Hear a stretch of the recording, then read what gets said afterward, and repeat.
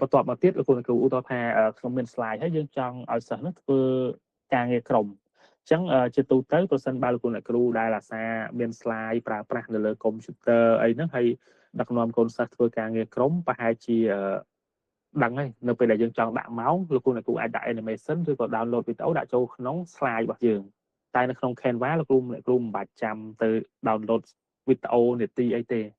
យើងដាក់នាទីនៅលើហ្នឹងតែម្ដងឧទាហរណ៍ឥឡូវខ្ញុំដល់ចំណុចពិភាក្សាក្រុមបាទនេះខ្ញុំដាក់5នាទីអញ្ចឹងលោកគ្រូអ្នកគ្រូមិនចាំបាច់ទៅដាក់វីដេអូចូលទេគ្រាន់តែដាក់ Canva នេះហើយចុចកន្លែង tray 3ហ្នឹងមកហើយវាមានពាក្យ show timer អញ្ចឹងលោកគ្រូអ្នកគ្រូដាក់ម៉ោងនៅលើហ្នឹងហ្មងបាទអាចារ្យអញ្ចឹងលោកគ្រូអ្នកគ្រូចុច show timer ហ្នឹងមកវាលោតម៉ោងមកនេះហើយយើងចុច start មកអញ្ចឹងលោកគ្រូអ្នកគ្រូចង់បានប៉ុន្មានម៉ោងចង់បានប៉ុន្មានម៉ោងប៉ុន្មាននាទីនេះយើងចុចសញ្ញាប៊ូតុងបូកនាទីយើងឡើងហើយដកនាទីយើងថយហើយខាងលើនេះគឺភ្លេងលោកគ្រូអ្នកគ្រូចង់ឲ្យសិស្សកំដរអារម្មណ៍មួយភ្លេងអីគេចឹងមកហើយយើងចុចមកបាទអញ្ចឹងទាំងអស់ហ្នឹងគឺមុខងារម៉ោងនៅក្នុង Canva ហើយជាទូទៅបើសិនជានៅក្នុង PowerPoint លោកគ្រូអ្នកគ្រូដាក់វីដេអូដូរ slide ទៅម៉ោងហ្នឹងលែងដើរតែនៅក្នុង Canva យើងចង់ទៅ slide ណាក៏ម៉ោងហ្នឹងនៅតែដើរធម្មតាមុខងារនាឡិកាវាហ្នឹងនៅលើ Canva ហ្មងអញ្ចឹងធ្វើឲ្យការបរិញ្ញាបត្ររបស់យើងមើលទៅដូច professional អញ្ចឹងអញ្ចឹងវាធ្វើឲ្យនេះធ្វើឲ្យការបរិញ្ញាបត្ររបស់យើងហ្នឹងអត់មានភាពរអាក់រអួលបាទអញ្ចឹងនៅកន្លែងហ្នឹងគឺងាយស្រួលអូនកុំមាត់បាទអញ្ចឹងនៅកន្លែងនេះយើងអាចផ្លាស់ប្ដូរបានតែម៉ោងនៅតែលោតដដែលអញ្ចឹងករណីសិស្សគាត់សួរ slide ណាយើងមក slide ហ្នឹងមកហើយនាទីវានៅតែលោតដល់ម៉ោងវារោហើយបាទអញ្ចឹងកន្លែងហ្នឹងគឺមុខងារនៅក្នុងការដាក់ម៉ោងនៅលើ slide Canva ផ្ទាល់តែម្ដងហើយមួយទៀត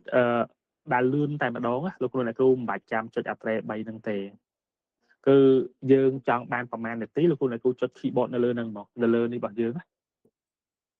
ចុច keyboard នៅលើ slide របស់យើងទៅហើយឧទាហរណ៍ឡើយចេះខ្ញុំចង់ដាក់5នាទីលោកគ្រូអ្នកគ្រូមើល keyboard ហើយចុចលេខ5មកវាលោតមកចាស់តែជាខ្ញុំជាប់ហ្វុនខ្មែរចឹង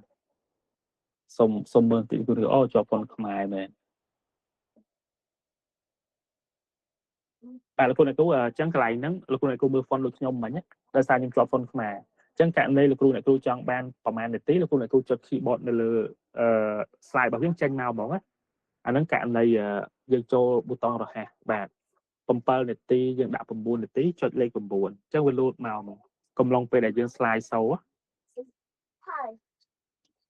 គូអ្នកគ្រូសូមចាំបន្តិចបាទក្មួយបាទមកនិយាយលើបន្តិចបាទគូអ្នកគ្រូអញ្ចឹងនៅកន្លែងហ្នឹងសូមបញ្ជាក់ម្ដងទៀតមានថាដាក់ម៉ោងគឺលោកគ្រូអ្នកគ្រូចុច tray 3ហើយចុច show timer ប៉ុន្តែបើយើងចង់លឿនហ្មងដូចអ្នក professional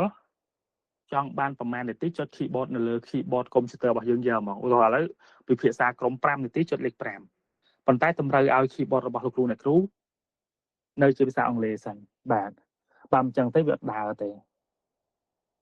អញ្ចឹងលោកគ្រូអ្នកគ្រូមានសំណួរអីអត់ពាក់ព័ន្ធជាមួយចំណុចហ្នឹងលោកគ្រូអ្នកគ្រូឮខ្ញុំទេបាទគាត់ឮជំរាបសួរលោកគ្រូអូលោកគ្រូអ្នកគ្រូឮខ្ញុំទេបាទឬគាត់ឮទេស្កាត់ច្រើនជំរាបសួរគ្រូអូបាទស្មានតែខ្ញុំបាត់ mute ទៅអត់ឮ